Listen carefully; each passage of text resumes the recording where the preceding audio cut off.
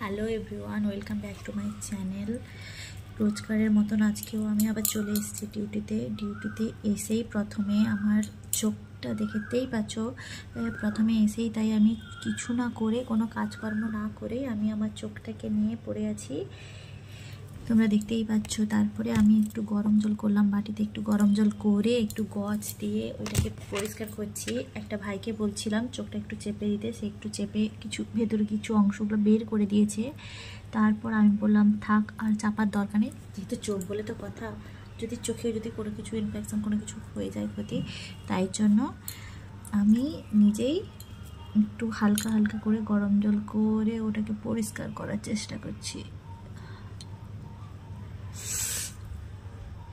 তারপর আমি পরিষ্কার করা হয়ে গেলে এই যে ড্রপটা দেখতে পাচ্ছ, ঠিকঠাক হয়তো দেখতেই পাচ্ছ না, এই ড্রপটা আমি আমার চোখে লাগাবো।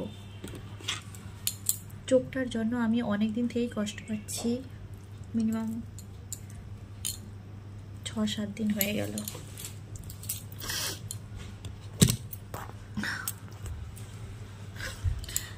হ্যালো।